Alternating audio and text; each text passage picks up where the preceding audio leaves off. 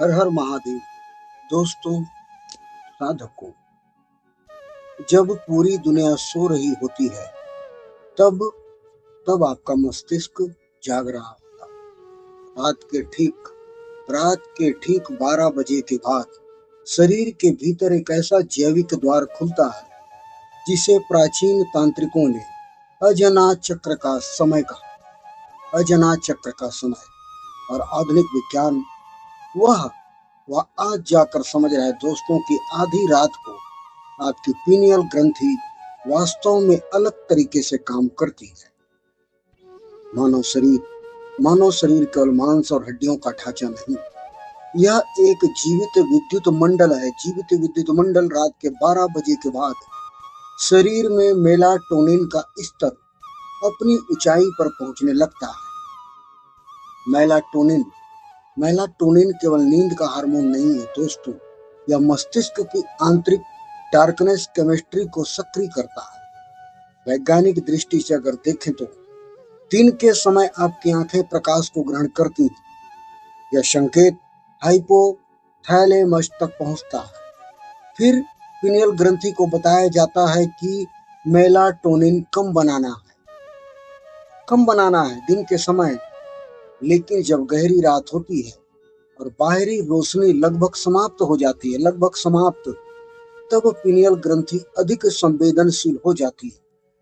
यही कारण है कि प्राचीन योगियों ने कहा, अंधकार केवल बाहर नहीं होता, असली अंधकार भीतर के द्वार को खोलता है। और दोस्तों, पिनियल ग्रंथि मस्तिष्क के बिल्कुल केंद्र में स्थित एक छोटी सी ग्रंथि सदियों से रहस्य बनी हुई है। सदियों से तंत्र परंपरा में इसे अजनात चक्र का भौतिक द्वार मानती है। अजनात चक्र का भौतिक द्वार। जब आप गहरी श्वास और बीज मंत्रों का अभ्यास करते हैं तो शरीर की न्यूरो इलेक्ट्रिक गतिविधि बदलने लगती है। शरीर की न्यूरो इलेक्ट्रिक गतिविधि, विशेष रूप से यह प्रक्रिया हृदय गति को धीमा करती है, कोर्टिसोल कम करती है, मस्तिष्क को बीटा वेव्स से थीटा वेव्स की ओर ले जाती है। और यही वह अवस्था है दोस्तों साधकों, जहां ध्यान गहरा होने लगता है। और दिन में आपका मस्तिष्क अधिकतर बीटा वेव्स में चलता है। बीटा वेव्स में यह अवस्था है आपकी दिन भर की चिंता, दिन भर की विश्लेषण, दिन भर की आपकी बाहरी दुनिया और मानसिक शोर से जुड़ी होती है। दिन भर की इधर उधर की मानसिक शोर। लेकिन आधी रात के दौरान जब वातावरण शांत हो जाता है तब मस्तिष्क स्वाभाविक रूप से धीमी तरंगों में प्रवेश करने लगता है। धीमी तरंगों में यहाँ एक महत्वपूर्ण परिवर्तन होता है। थीटा अवस्था वही है जहाँ गहरी कल्पना जन्म लेती है। थीटा अवस्था में जहाँ अवचेतन मन खुलता है और जहाँ ध्यान के दौरान आंतरिक दृश्य अधिक स्पष्ट महसूस होते हैं। आंतरिक दृश्य। इसलिए कई साधक कहते हैं कि आधी रात को ध्यान जप करते समय प्रकाश दिखाई देता है, शरीर में कंपन महसूस होते हैं या गहरी आंतरिक मौन अनुभव होता है। आधी रात का सबसे बड़ा रहस्य केवल समय नहीं है कि आधी रात का वह समय नहीं है, बल्कि कम हुआ संवेदी शोर है। एकदम कम हो गया हुआ संवेदी शोर। दिन में दोस्तों गाड़ियों की आवाज, मोटरों की आवाज, मोबाइल बातचीत, आपस की बातचीत और कृत्रिम रोशनी, लाइट की रोशनी, इधर की रोशनी और लगातार सूचना का प्रभाव इधर से उधर आपके प्री फ्रंटल कॉर्टेक्स को लगातार सक्रिय रखते हैं। प्री फ्रंटल कॉर्टेक्स को। लेकिन रात में जब वातावरण शांत होता है तो मस्तिष्क की ऊर्जा बाहर से हटकर भीतर की ओर मुड़ने लगती है। भीतर की ओर। तंत्र में से कहा गया है प्रत्याहार, अर्थात इंद्रियों का भीतर लौटना। तांत्रिक श्वास और अजना केंद्र। प्राचीन तांत्रिक परंपराओं में माना गया है कि यदि श्वास को सही लय में नियंत्रित किया जाए तो मस्तिष्क की विद्युत गतिविधि बदल सकती है। आध्यात्मिक परंपरा इसे चेतना का प्रतीक मानती है। लोग सोचते हैं कि क्या वास्तव में तीसरी आंख खुलती है? वैज्ञानिक रूप से इसे बढ़ी हुई आत्म जागरूकता, ध्यान की गहराई और परिवर्तित मानसिक अवस्था के रूप में देखा जा सकता है। लेकिन अनुभूति वह साधक के लिए बहुत वास्तविक हो सकती है। कई लोगों ने महसूस होता है कि माथे में दबाव, कंपन, गर्मी या भीतर प्रकाश जैसी अनुभूति। यह अनुभव ध्यान, श्वास और मानसिक एकाग्रता के संयोजन से उत्पन्न हो सकता है। दोस्तों, जब दुनिया की आवाजें शांत हो जाती है तब मस्तिष्क पहली बार स्वयं को सुनता है, स्वयं को। आधी रात केवल समय नहीं, आधी रात केवल समय नहीं है, यह वह जैविक खिड़की है, जैविक खिड़की, जहां आपका शरीर, आपका मन और आपकी चेतना एक अलग आवृत्ति पर काम करने लगते हैं। प्रश्न यह नहीं है कि तीसरी आंख मौजूद है या नहीं, प्रश्न यहाँ पर यह है दोस्तों कि क्या आप इतने शांत हो सकते हैं कि उस तीसरी आंख को आप महसूस कर सकें। और दोस्तों, आपका मस्तिष्क आधी रात को एक आमूल चूल परिवर्तन से गुजरता है, आमूल चूल परिवर्तन। फिर भी ज्यादातर लोग इसके माध्यम से सोते रहते हैं, जबकि आपकी पिनियल ग्रंथि आपकी चरम गतिविधि तक पहुंच जाती है। आपकी पिनियल ग्रंथि, जिसे आध्यात्मिक परंपराओं में तीसरी आंख कहते हैं, रात के अंधेरे में दोस्तों यह सबसे ज्यादा सक्रिय होता है, सबसे ज्यादा सक्रिय। और ज्यादातर लोग आधी रात को सोकर बर्बाद कर देते हैं, जबकि यही समय मस्तिष्क को गहन आंतरिक ब्रह्मांडीय संरेखण के लिए सबसे उपयुक्त है, सबसे उपयुक्त समय। विशिष्ट बीज मंत्रों जैसे कि ओम, ह्रीम या अजना संबंधित मंत्र के लिए सांस को नियंत्रित करके हम अपने क्रमिक ऊर्जा को शुद्ध कर सकते हैं। दोस्तों, पिनियल ग्रंथि मेलाटोनिन, नींद और सर्केडियन रिदम का मुख्य हार्मोन का उत्पादन करती है, जो मुख्य रूप से अंधेरे में बढ़ता है। रात के लंबे समय में उत्पादन लंबा होता है और जो पीक होती है दोस्तों आमतौर पर रात के मध्य में लगभग 1 से 3 बजे के रात के आसपास होता है। 1 से 3 बजे के रात के आसपास यह समय पिनियल ग्रंथि की संवेदनशीलता का चरम है, क्योंकि बाहरी प्रकाश की अनुपस्थिति में पिनियल को सिग्नल भेजता है।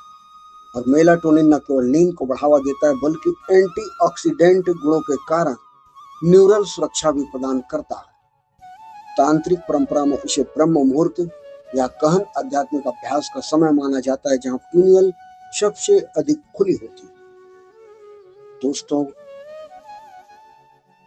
रात में प्रकाश और ध्वनि दोनों कम होने से मस्तिष्क का प्री फ्रंटल कॉर्टेक्स, जो निर्णय लेने, ध्यान केंद्रित करने और संवेदी जानकारी को फिल्टर करने का केंद्र है, वह शोर से मुक्त हो जाता है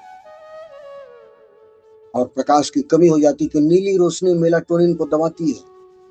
अंधेरे में पीएफसी पर अनावश्यक विजुअल इनपुट कम होता है और ध्वनि की कमी, चुप्पी पीएफसी को रिकवरी का समय देती है, जिससे ध्यान और आंतरिक जागरूकता बढ़ती है।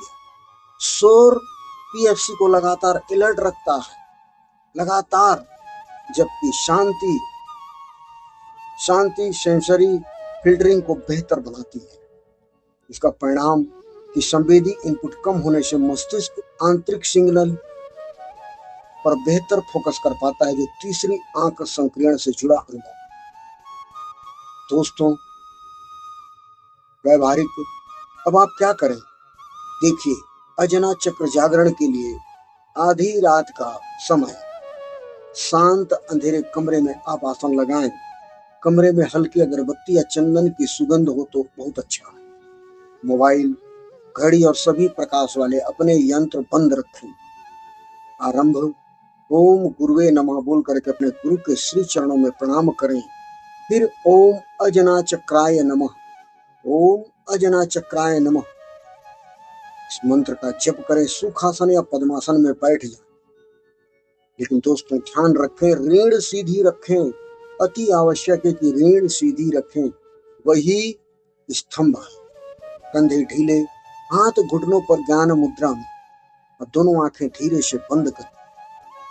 सांस को सामान्य रखते हुए केवल अपने शरीर को महसूस करें, सिर्फ अपने शरीर को। माथे के बीचों बीच भावों के ऊपर तीसरी आंख के स्थान पर अपना ध्यान केंद्रित करें। प्रथम चरण शरीर शुद्धि एवं श्वास नियंत्रण। नासिका से गहरी सांस लें। श्वास अंदर लेते समय पेट को फुलाएं, फिर छाती, फिर गले तक। श्वास रोककर 5 तक गिने, धीरे से मुंह से या नाक से छोड़ें। यह भ्रामरी प्राणायाम की तैयारी है। अब 7 बार भ्रामरी करें। श्वास अंदर भरें, कान बंद करके हम ये ध्वनि करें। सिर में कंपन महसूस करें। तीसरी आंख पर ध्यान रखें। तीसरी आंख पर ध्यान रखें दोस्तों। अब सामान्य श्वास पर आए। कल्पना करें कि आपकी प्रत्येक सांस के साथ शुद्ध सफेद प्रकाश तीसरी आंख में प्रवेश कर रहा। श्वास अंदर, प्रकाश अंदर, श्वास बाहर, काला क्रमिक धुआं बाहर। जो भी चिंता, जो भी बेचैनी, जो भी कर्म, वह सब बाहर। और द्वितीय चरण बीज मंत्र का जाप। अब हम अजना चक्र के बीज मंत्र का जप करेंगे दोस्तों। बीज मंत्र, अजना चक्र का बीज मंत्र है ओम ह्रीं छ्रौं अंजनाय नमः।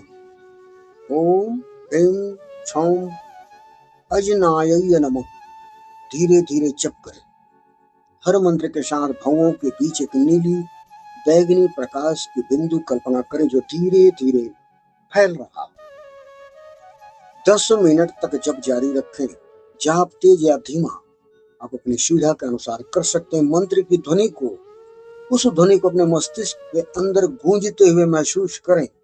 जब मन भटके तो धीरे से वापस तीसरी आंख पर लाएं। और तृतीय चरण गहन तीसरी आंख का ध्यान। अब मंत्र जाप रोक दें, केवल श्वास और ध्यान। कल्पना करें कि आपकी पीनियल ग्रंथि तीसरी आंख एक छोटे शुद्ध स्फटिक की तरह चमक रही है।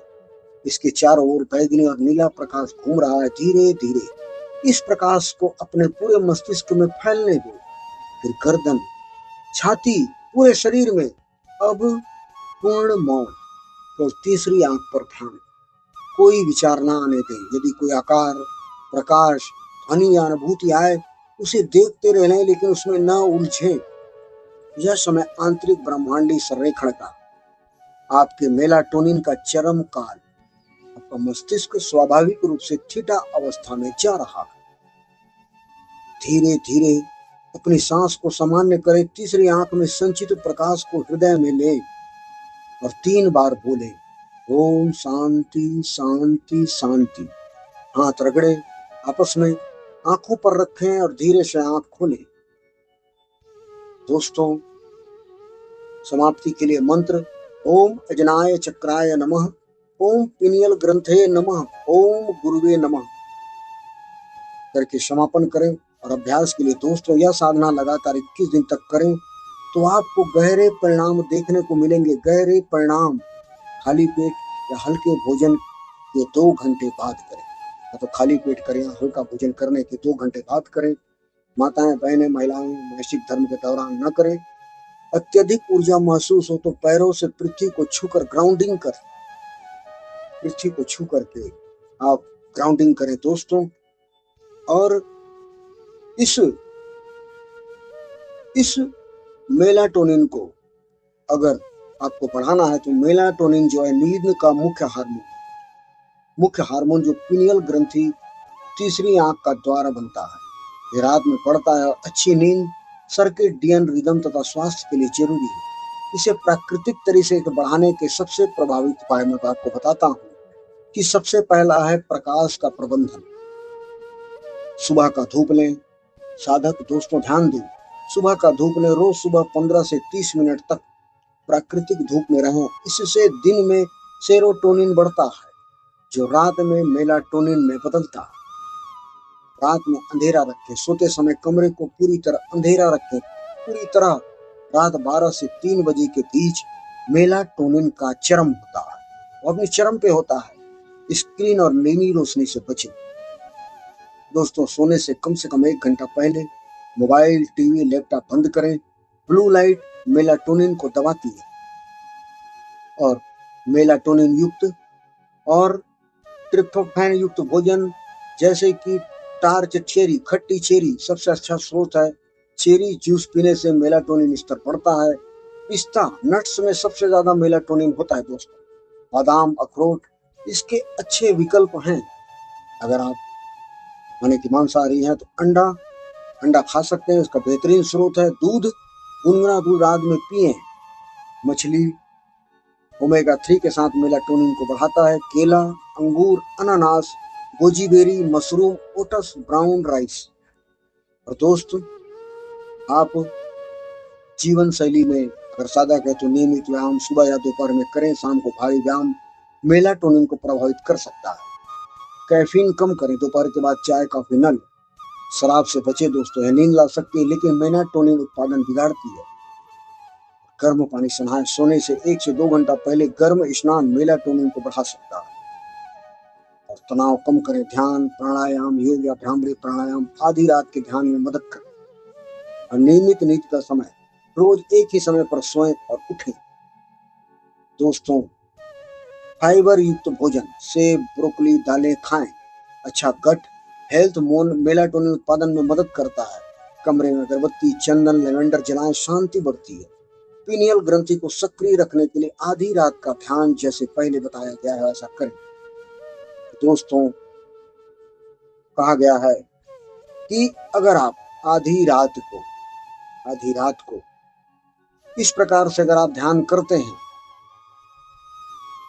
तो आपके कुंडली जागरण में मेलाटोनिन बहुत बड़ी भूमिका निभाता है। थीटा अवस्था और गहन ध्यान अवस्था दोनों जुड़े हैं। उच्च मेलाटोनिन स्तर मस्तिष्क को बीटा सक्रिय विचार से थीटा 4-8 हर्ट्ज अवस्था में ले जाता है। अवस्था कुंडलिनी ऊर्जा के सहज प्रभाव, अंतर्दृष्टि और समाधि के लिए जरूरी है। ऊर्जा का संतुलन, मेलाटोनिन शक्तिशाली एंटीऑक्सीडेंट है। यह मस्तिष्क और नाड़ी तंत्र को शुद्ध करता है, जिससे कुंडलिनी के उठने पर होने वाली उथल पुथल, गर्मी, कंपन, ऊर्जा कम होती है। खुजली हो जाती है, किसी को गर्मी होती है, किसी को कंपन होती है। इस प्रकार से जो कुंडलिनी के उठने वाले जो विकार हैं, उन विकारों को मेलाटोनिन कम करती है। और अजना चक्र सक्रियण में जब कुंडलिनी अजना चक्र तक पहुंचती है, तीसरी आंख पर, तो पिनियल ग्रंथि उत्तेजित होती है। इससे मेलाटोनिन बढ़ता है, जो दिव्य प्रकाश, आंतरिक दर्शन या आध्यात्मिक अनुभूतियों को बढ़ावा देता है। दोस्तों, योग और ध्यान का प्रभाव अध्ययनों से पता चला है कि नियमित योग, प्राणायाम और ध्यान मेलाटोनिन स्तर को काफी बढ़ा देते हैं। इससे कुंडलिनी जागरण अधिक सुगम और सुरक्षित होता है। अगर आप साधक हैं और तीसरी आंख के प्रति आपकी आस्था है, आप जानना चाहते हैं, करना चाहते हैं, तो इस प्रकार से अगर आप करते हैं तो आपको जरूर कुछ ना कुछ अनुभव होगा। कुंडली जागरण शक्तिशाली प्रक्रिया है दोस्तों, इसलिए बिना मार्गदर्शन के जबरदस्ती साधना न करें और मेलाटोनिन सप्लीमेंट न लें। प्राकृतिक तरीके से अंधेरा, योग, सही भोजन, यही सबसे सुरक्षित है कुंडलिनी जागरण के लिए। तो दोस्तों, अगर आपको यह वीडियो पसंद आई हो तो लाइक करें, कमेंट करें, सब्सक्राइब करें। फिर मिलते हैं अगले वीडियो में, तब तक के लिए हर हर महादेव।